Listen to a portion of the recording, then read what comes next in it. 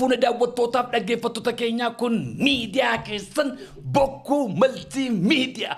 Bokkuu maltiimiidiyaa torbaniin sagantaa gingilchaa. Furannee dhufnu kan torbee kanaaf fudhadhee dhufeera sagantaa gingilchaa torban kanaa qabatee kan isiniif dhiyaate.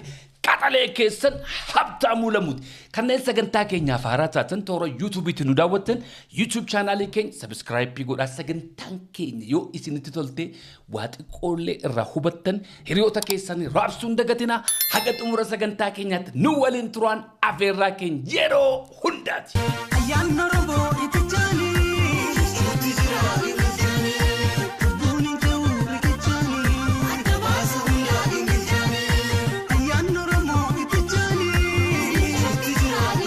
Daawwattootaaf dhaggeeffattoota keenyaa sagantaa gingilchaa torban kanaaf fudhadhee dhufeera. Torbee kana gaa laman isinitti deebi'ee dheengadda afaan Amaariffaa koo isa akka waraabessaa okkolu sanaan waasiitti dubbadheen ture.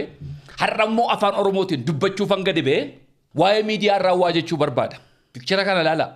Fikcharri asirratti argaa jirtan kun dhugaan lafarra jiruuf dhugaan miidiyaa keessa jiru tokko miti.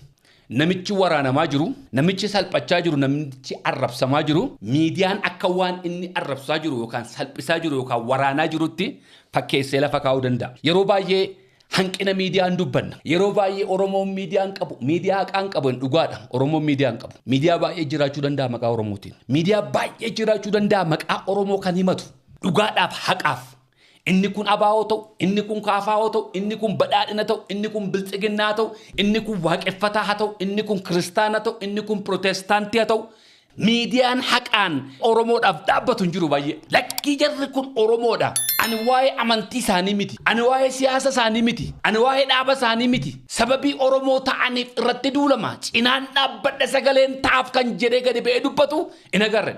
Garee isaa duwwaa fi iyya hundisaa. Maqaan inni maxxanfatee deemu garuu maqaa Oromooti. Taappeellaa inni ofitti maxxanfatee deemu garuu maqaa Oromooti. Garee isaa duwwaaf lallaba. Amantii isaa duwwaaf lallaba. Siyaasa isaa duwwaaf lallaba. Qeesaa duwwaaf lallaba. Dhaaba isaa duwwaaf lallaba. Akka Oromootti gaafa duulli Phaaphaasii Oromoo irratti, Jeneraala Oromoo irratti, Beekaa Oromoo irratti, Hayyuu Oromoo irratti, Artistii Oromoo irratti gaggeeffamu lakkii jarri kun anaa fi dhiiga kooti jedhee kan mormu agartanii beektu. Jiraa qabna. Warri finxaaleeyyii kun waan tokko irratti walii galu. Si cabsuu irratti ittiin walii galu. Siyaasa adda addaa qabaachuu danda'u. Wal arrabsuu danda'u. Wal xiqqeessuu danda'u. Walitti bobba'uu danda'u. Garuu si cabsuu irratti immoo tokko. Maqaa si balleessuu irratti immoo tokko. Sirratti duuluu irratti immoo tokko. Walii isaanii walitti bu'an malee. Walii isaanii wal hajifatan malee. Siin si cabsuu irratti halkaniif guyyaa hojjetu. Obban darbe sagantaa tokko siniif hojjedheen ture. Waa'ee obbo Siisay Geetaachoo. Obbo Siisay Geetaachoo nama Oromooti. Hayyuu Oromooti. Beekaa Oromooti. Nama sirnaan illee barateedha. Nama naamusa qabuudha. Nama Oromummaan keessaa calaqqisuudha. Maqaan isaa baay'ee sooshaal miidiyaa kana keessa deemaa ture. Obbo Siisay hin tuqame jedhee miidiyaa gadi baaseef agartanii beektu. Tarii mootummaa keessaa waan hojjetuuf hanga'a mootummaa waan ta'eef lakkii nan galchu. Inni biltsiginnaadha. Lakkii anaan nan galchu. Inni badhaadhina jennee achitti ofirraa dhiibnee ta'e. Garuu Siisayitti kan duulameefi sababii inni biltsiginnaa yookaan badhaadhina yookaan immoo asikinoo salaalee irraa ta'eef miti. Sababii inni Oromoo ta'eef itti duulame. Maqaan hamma kana isa xuraa'u. Siisay bira darbaa. Phaaphaasii dheengadda agartanitti. Phaaphaasiin dheengadda afaan isaanii keessaa dammi roobu. Dogoggora isaanii agartanii yakki isaanii jira. Amantii sana keessa illee galee haasa'uudhaaf miti. Garuu haasaa isaanii keessatti dogoggora nagarra. Kaleessa gaafa Phaaphaasiin isaanii wajjin waan isaan jedhan fudhatanii wajjiniin deemaa turan maqaa gosa isaanii maqaa eenyummaa isaanii kan dha'een jiru. Har'a garuu isaan gaafa dhugaa dubbatanii eessatti fidanii galchan. Miidiyaan maqaa Oromootiin jiru kan isaaniif dhaabbate jira. Kan isaaniif dubbate jira. Kan isaaniif falme jira. Jarri garuu wal ga'anii warri tiktookeroonni isaanii maal isaanii warri miidiyaa qaban biyya keessaa biyya alaa Phaaphaasii kana irratti sagalee tokkoon duulan. Uummanni Hamboo galatoomaa waan hojjettaniif. We proud of you. Hamboon yoomiyyuu nu boonsitan. Akka miidiyaatti garuu hin jiru. Akka miidiyaatti anas ta'e kan biraanis lakkii Phaaphaasiin keenya kun sababii akkas ta'aniif maqaan isaanii xuraa'aa jiru. Sagalee ta'uufii qabna jennee gadi hin baane. Isaan garuu sagalee tokkoon Phaaphaasii keessatti bobba'an. Isaan sagalee tokkoon hanga'a keessatti bobba'an. መቃኖ ቦሲሴ ሐመከ ነጋፈ በዱ ባለስልጣኑ አቶ ሲሳይን የሚያውቁ የአንድ ሶስት የቅርብ ሰዎችን አናግረን ነበር። በሲሳይ ሀብት በአሁኑ ሰዓት ላይ ከ3 ቢሊዮን እስከ 4 ቢሊዮን ብር ድረስ ይገመታል የሚሉት ገሌም ቢሮ ለፋ መጋላ ፍንፍኔ በኪ ኦቦሲሴ ኦገነኒ ቡልቻን ኩንዩ ሆሪ ሐመነ ሞቱማ ዳፋ ወልጥ ቀቡነት እንፈካቱ ሊሲ ራማልራ ቢሊየኒ ሰዲ hojjetaa mootummaa tokko birrii biliyoonii 3 haga 4 qaba jedhame maqaan isaa gaafa badu miidiyaan ani maqaa Oromootiin hin jira jette kan dubbatteerta. Lakkii jara kana wajjin siyaasaa wal dhabnu iyyuu malee siyaasaa wal fuulduraa dhaabbannu iyyuu malee lakkii ani abaawoodha isaan bilchiginnaadha sababii kanaaf wal dura dhaabbanna garuu obbo Siisayitti kan bobba'amaa jiruu fi wanta inni Oromoo ta'ee fi kanaaf immoo obbo Siisayi cinaan dhaabbadhe miidiyaan jedhu jira ijoolleen tikteekoroonni haasaan jirtu galatooma. Ulfaadhaa ulfina argadhaa kan dubbate jira. Jeranaalota Oromoo gurguddoo maqaa Oromoo qaban Jeranaal Shumaa Abdataaf Jeranaal Tasfaayee Ayyaaloo jaallannus jibbinus fudhattanis fudhachuu baattanis dhaloonni ammaa yoo fudhachuu baate dhaloonni gara fuula duraan fudhata. Jeranaalota Oromoo gurguddoo darban kan akka Jeranaal Taaddasaa Birruufaa kan akka Jeranaal Damis Bultoofaa kan akka Koloneel Abdiisaa Aagaafaa baay'ee isaanii jira. Jabana isaanii sana keessa tarii dhaloota jabana isaanii wajjin jiran biratti hin fudhatamne ta'a. Har'a garuu nuti ittiin boonna. Har'a nuti garuu akka gaachanaatti maqaa isaanii ittiin dhaadanna.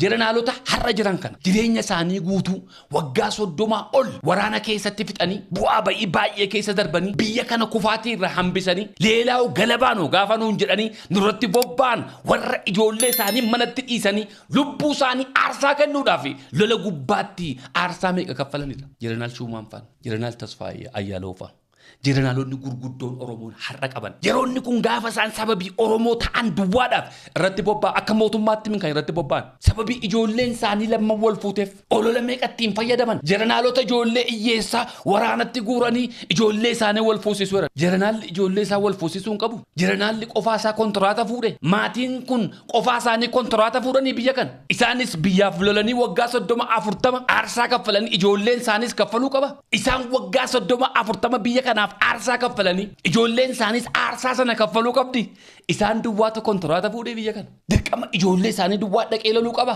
dirqama immoo jeranaala waan ta'aniif ijoolleen isaanii wal fuudhuun qabanii ijoollee heerumsiifachuu hin qabanii cidha kana gubbaatti argameeran akkaataa ala kana itti odeeffamu dhaggeeffadha. የልዩ ዘመቻዎች አዛዥ ሌትናንት ጀነራል ሹማ አብደታ ልጅ የሆነችው ሀዌ አብደታና የኃይል ስምሪትና ክትትል መምሪያ ኃላፊ ሜጀር ጀነራል ተስፋዬ አያሌው ልጅ የሆነው ናኦል ተስፋዬም በመጪው ቅዳሜ የሰርግ ስነ ስርዓታቸው በአዲስ አበባ እንደሚያከናውኑም ተነግሯል።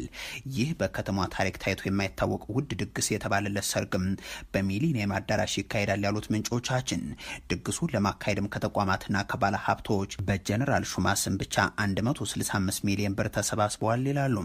ኮሚቴ ተቋቁሞ ከመከላከያ ከባንኮችና ከባለ ሀብቶች የተሰባሰበው ይህ ገንዘብ የሁለቱም ሲደመር 300 ሚሊዮን ብር ይደርሳል። ጭዳ አመዮናት አጋሜ አርገሜን ቤን ኢትዮጵያ ከሰት ጭዳ አጃይባ ጭዳ ጉዳዳ ጀደን ኤርጋ ጭዲ ኩንተ ኤሚት ከንሳን ዱበተን ሂራጋን ገረፉ ለዱራት ጭዳ ከና ሚልኬሱዳፍ ብሪ ኢትዮጵያ ሚሊዮን ይበሰዲት ወልት ቀበሜረን ጀርኩን ስርነ ደርቤ ከሰ ቱረን ስርነ ሞቱማ ደርቤ ከሰ ቱረን አኩማ በረ ሞቱማ ሳኒ ሰነቲ ያደድ ኢሳን utu ija inargin utu gurran hinnagain dursani raagu saaniti bara wayyaane keessa ilmaan jeranaalaa lama osoo akka kanatti wal fuudhanii waan isaan amma jedhan kanatu ta'a ture birriin kanaa oltutti dhangala'aa ture karaan kanaa ol cufama ture taankiidhaan iyyuu dhukaasamaa deema ture garuu cidha kana mudhanne ija keenyaan agarre waaqayyoon akka ragaa baanuuf nu geesse waaqayyoon waan kana ilaalee akkan dhufe isinitti dubbadhuuf sagantaa waaqayyoof carraa waaqayyoo yeroo waaqayyoo ta'een cidha kana keessa dhaqen dhugaa rabbii cidichatu dhaxxanee gartanii hin gaddituuf jeranaala keessan jedhee gaafan dhaadachaa ture jeranaalli akka kana iyyeessa ta'uusaayyuu dhaqee arguu kootti hin gadden Millennium Addaraashiitti geggeeffamne jiran Millennium Addaraashii keessatti hin geggeeffamne. They can afford it. Kireeffachuu humna isaa waan itti hin qabneef mindaan isaanii achiin isaan ga'uu waan hin dandeenyeef akka bara wayyaanee sana keessa dhaqanii lafa namarraa fuudhanii gurguranii waan barbaadan namarraa godhanii dubartii namaa nama jalaa fuudhanii abbootii qabeenyaa warra saame biyya geggeessaa jiru miti san warra haqaaf ummata isaaniitiif dhaabbachaa jiranidha. Cidoota baay'ee irratti dhaqee hirmaadheeran biyya keessaas biyya alaattis ergan gara biyya kanaatti dhufe cida 3 cida 4 dhaqeera cida kana garuu cida aangaa'otaallee hin fakkaatu cida jeneraalotaallee hin fakkaatu cida warra matoo alaqaa bara wayyaanee keessaallee hin fakkaatu waan isin gaddisiisu galma addaraasha guddaa sana kireeffachuu affordii gochuu dadhabanii mooraa Millennium Addaraashii keessatti dunkaanni hidhame mushurraatti bokkaan roobaa ture cida kamiin dhaxxanii dhugaatiin ammayyaa xarabbeezaa tokko irraa uskii tokko yookaan immoo waan biraa tokko dhabdan turtan cida kana dhanne ija keenyaan ilaalle cida farsoo daadhii araqeedhaan waan affordii gochuu danda'aniin nyaata manatti hojjisiisanii sangaa mooraa isaanii keessatti qalanii fidanii ittiin ijoollee isaanii wal fuusisan. Kilaaksii tokko karaa gubbaatti afuufaan deemne ijoolleen kun. Karaan cufne ijoolleen kun. Akka warra isaan baala gizee ta'anii jabana isaanii keessa dhukaasaa karaarra deemanii abbaa barbaadan abiyuuzii gochaa deemanii miti. Wanti achitti annaqee arge cidha ijoollee jeneraalota gurguddoo lammannatti hin fakkaanne. Isa kana gaa inni miidiyaan nama miidhame akka nama miidheetti fakkeessee dubbatan ni jennuun. Silaa osoo maallaqa amma jarri kun dubbatan kana ruubii isaa argatanii keessummoota isaanii jeneraalota gurguddoo angaawota gurguddoon bokkaa keessan ta'an turan miliyoona maddaraashii mooraa keessa. Dunkaana keessan ta'an turan. Hoteela kireeffatanii hoteela keessatti keessummoota isaanii ijoollee isaanii wal fuusisuu keessummoota isaanii keessummeeffachuu hin danda'an waan ta'eef mooraa miliyoona maddaraashii keessatti dunkaana dhaabanii achi keessatti ijoollee isaanii wal fuusisan. Skylightiin fuulduruma sana ture. But they can afford it. Galma sana akkuma isaatti yoo kireeffatan iyyuu nyaata achi keessaa bituu qabu malee nyaata iddoo biraatii fiduu hin danda'an. Kunis maallaqa biraadha. Sharaateen hoteeliin akka kana. Garmi gurguddaan akka kana. Aarsaasaan biyya kanaaf kaffalaniif waan kana oliitu malaaf ture. Lola meeqa keessa abidda meeqa keessa darbee namni kun har'a ilmaansaa ijoolleesaa wal fuusisuudhaaf carraa argateef kanallee hin gammadaniif. Hamma kana namaaf hin gammadan. Waaqayyoon baga kanaan sige. Lola meeqa keessa dabartee loltuu gadi irraa kaastee sadarkaa jeneraalummaa 3 star geessee har'a ijoolleen kee wal fuute baga kanaan sige isa biraa guyyaa biraatti deebinan jenne. Haga maqaa akaakayyuu isaaniitti waamanii ololan isaan irratti oofaniif because of what? Because they are Oromos. Guyyaa gaafa sagantaa guyyaa sadaffaa booddee waltajjii irratti haasa'an dhageera. Imimmaan qabachuu dadhabne hundi keenya. Yeroo ijoolleen isaanii lamman kun dhalatte dirree waraanaa jiru isaan. Haati miidhattee ijoollee kana gaafa deessu abbaan biran turre. Waraanarra turan. Lola Eertiraa fi Itoophiyaa keessa turan. Dirqamarra turan. Ijoolleen isaanii illee gaafa seen dhalattu dhaabbatanii ijaan arguu carraan argan. ሚያዝያ 25 በሚሊኒየም አዳራሽ በኩል መኪና ስታሽከረክሩ ወይም ስትንቀሳቀሱ መንገድ ቢዘጋባችሁ አሊያም ጥበቃው ቢጠናከርባችሁ በዚህ ትልቅ ሰርግ የተነሳ ነው ተብሏል። የጀነራሎቹ ልጆች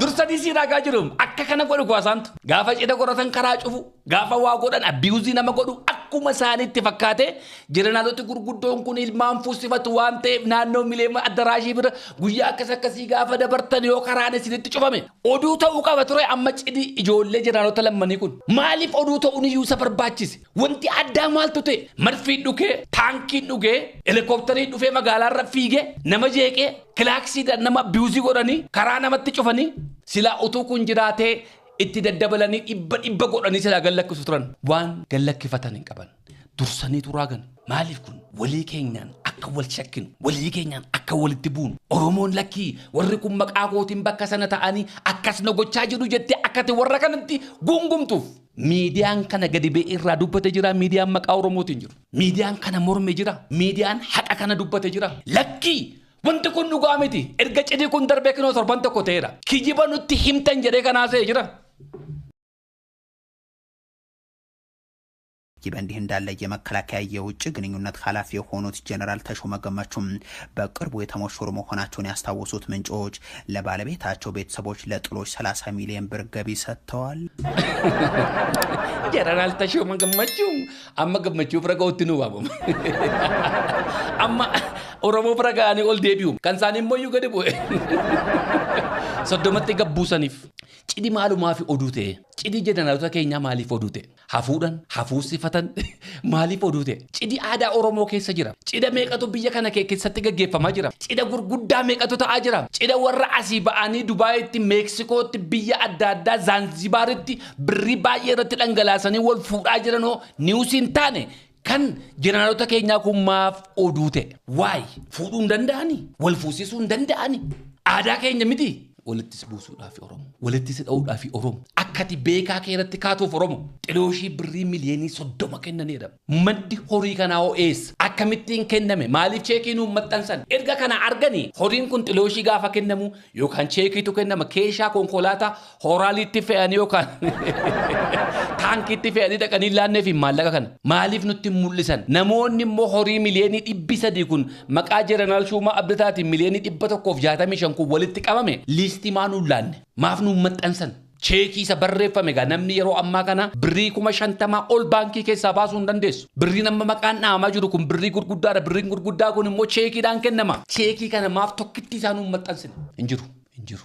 Akkuma sila isiniin jedhee piikchara asirratti agartan kun nama waraanamutu akka nama waraanaa jirutti fakkeeffamee haasa'amaa jira. Miidiyoonni keenya maqaa Oromootiin jirtan adaraa Waaqayyoon isin gaafata. Siyaasi keenya waan biraadha. Siyaasaa walalollu, wal fuuldura hadhaabbannu, waliin acoqqollu. Gaafa garuu beekaa kee, hayyuu kee, isa biyya geggeessu jeneraalota kee, artistii kee, paappaasii kee, sheekii keetti bu'anii sagalee tokkoon ka'iitii dhaabbadhuuf Oromoo. Sagalee tokkoon kaatiin fuuldura dhaabbadhaa. Aktivistoota keenya Jawaar yeroo baay'ee waa'ee jeneraalota kanan dubbata. Jeneraalonni keenya akkas biyya kana maaloo godhanii Dr. Abiyyiin immoo akka godheera. Maaf kanarraan dubbanne. Maaf gaafa maqaan isaanii badu immoo callisanii ilaalu. Carraa miidiyaan qaban isaan loltummaa beeku isaan waa'ee miidiyaan beekan nuti ati inni waa'ee miidiyaa beektu ani inni waa'ee miidiyaa beeku maaf callifnee ilaalla. Waaqa biratti hin jaallatamaa kun. Isaan waan isaan mootummaa keessa jiran yookaan mootummaa deeggaraniif jedhamee miti. Niwusii isaan qopheeffatan kun waa'ee biltsiginnaa yookaan badhaadhinaa mangist maal jedhanii miti. Because they are Oromos. Akka Oromootti waliif duullee akka Oromootti wal cinaa. Ani Sumaalota wajjin yeroo dheeraa ture. Kanaaf ani yeroo baay'ee gaafa sabni amantaan Musliimaa gaafa tuqamu nan tuqama. Amantaan Protestaantii gaafa tuqamu akka waan an tuqameetti hin tuqama. Paappaasiin keenya gaafa tuqamu akka waan an tuqamaa jiruttan gadi bee irraa dubbadha. Jawaariif kanaaf hin gadi bee irraa iyyaa ture. Yeroo inni asii biyyarraa bee biyya alaa deemaa ture kana paappaasiin jinniin maaloo utuu gadi hin hafin sagalee tokkoon gadi ba'anii fuuldura dhaabbachaa turan ani mormaafii ture aniif inni waan irratti waliin galle qabna garuu akka Oromootti gaafa ni tuqamu sagaleen taa'aaf obboleessa kooti. Jaallee marroofis sagalee ta'an ture. Har'as mootummaa kana keessa warra hojjetan jeneraalota keenya, hayyoota keenya, warra biyya geggeessan, pirezidaantii mootummaa naannoo Oromiyaa, kantiibaa magaalaa Finfinnee hunda isaanii jeneraalota keenya gaafa sababii isaan Oromoo ta'an tuqamuuf dirqama kooti kan cinaa dhaabbachuun na arrabsitaa waan barbaadde na godhe. An waa'ee siyaasaa miti. An waa'ee amantii miti. An waan ati naan jettu miti. Ani waan an ofiin jedhuun qaba.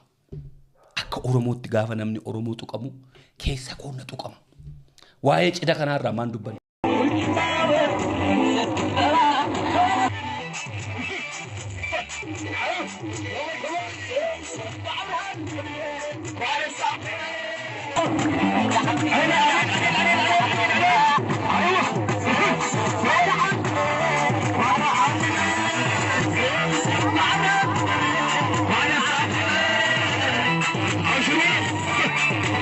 Abbaa cidha kanaan beeku afaan Tigiriffaa sirbu hundi isaanii shugguxii ol baasaniiti kan shugguxiidhaan fokkoraa dhaadachaa jiran. Waa'ee kanaarraa dubbatanii, waa'ee kanaarraa haasa'anii, ijoolleen jeneraalota keenya har'a wal fuudhan kun karaa gubbaatti machaa'anii nama jeeqanii akka ijoollee isaanii durii nama abiyuuzii godhanii jabana wayyaanee keessa bara nama jedhanaala guddaa tokko miti nama jedhanaala sana beeku yoo beette yoo ati bakka guddaa jirta. Har'a garuu sirni jiru kana maatiin jeneraalota keenya har'a maal keessa jiru hin beeknu. Akka sirna darbee keessa jiru obbolaa isaanii argaa hin jirru. Durii obbolaa isaanii mitiiti nama isaanii beeku soddoolii isaanii gaafa beektu ati bakka guddaa jirtam. Sirna sana akkuma baras kan isaaniitti fakkaatem har'a kana keessa hin jiru. Warri har'a biyya kana geggeessaa jiran warri har'a sirna kana geggeessaa jiran jeneraalonni gurguddoon ilmaan isaanii bara wayyaanee keessa akkas otoo wal fuute taankiidhaan BM'dhaan akka isaan ajjabanii deeman shakkii tokko qabu. Har'a garuu sana dhaban. Kanaafi akka Oromootti waliif dirmachuu akka Oromootti sagalee waliif ta'u bakka barbaadde jiraatu dhaaba barbaadde keessa jiraatu wallabbii keenya gola keessatti godhan wal morkii keenya gola keessatti godhan gaafa garuu namoota kee gurguddaa akka inni nama keessa deemuu hin dandeenyetti mataa keessa gaddaan callistee biran darbin bor namatti jaallattu bira ga'a. Amala warra Sumaalee afuran warri Sumaalee walii isaaniin gosaan maaliin walitti bobba'aa oolu. Alagaan tokko gaafatti bobba'u garuu kan isaanii lafa ka'anii sagalee tokkoon achitti bobba'atu. Amala kanarraa afuran. Cidhi guyyaatti aanu Friendship Square jedhama fakkaata naannoo Sharaateen fuula dura. Cidha sanas dhaqeera. Cidha mucaa Dr. Warqinee Gabayyoo. Cidha ajaa'ibaa ture. Cidha amma yoonaa seenaa Itoophiyaa keessatti immoo dhaga'ee hin beekne. Cidha isa kanan gabaasan. Cidha guddaa, cidha bareedaa. Angaawonni gurguddaan warrumti dur pirezidaantii Itoophiyaa turan warri duraanii lamman irratti argamaniiru. Pirezidaantiin Keeniyaa duraanii irratti argameera. Jibuutii irratti argamaniiru. Somaaliyaa irraa biyya keessa angaawonni gurguddaan pirezidaantiin mootummaa naannoo Oromiyaa obbo Abbaa Cabsaan, Komishinarri Poolisii Federaalaa Jeneraal Dammallaash Faan namooti gurguddaan cidha irratti argaman fakkeenya guddaa akka East Afrikaatti cidhateera. biyyoota baay'eedhaa nama gurguddaa irratti argame. Bareedinni isaa naamuunni isaa waan hundumaan egaa guutee jira. Waa'ee kanaa faarsadiin dubbatan. Cidha fakkeenya guddaa ta'e kanarraa hin dubbanne jarri. Cidha isaa irratti hirmaadheera. Cidha isaa irratti hirmaachuu kootti I'm so happy Dr. Warqinee baga Waaqayyoon kanaan isin ga'e. Kaapteen Amaanu'eel Warqinee baga Waaqayyoon ittiin isin ga'e. Bultiin keessan bultii eebbifamaa haa ta'u. I'm so happy. I'm so proud. Waan an jedhu waan tokko hin qabu. Ijoolleen keenya miidiyaa irra jirtan. Forget about the politics. Politikaan hin darba bar. Darbe, yaadigiyyuu darbe. Kabraa dhufe. Inni kunis darbee kabraa dhufa.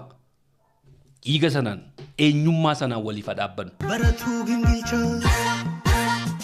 Baratuu gingilchaa. Baratuu gingilchaa. Daawwattootaaf dhaggeeffattoota keenyaa sagantaa gingilchaa. Guyyaa irraa furannee dhufne asuma irratti golamnee jirraa torban sagantaa biraan amma walitti deebinutti nagaa Waaqayyoon nuuf jiraadha.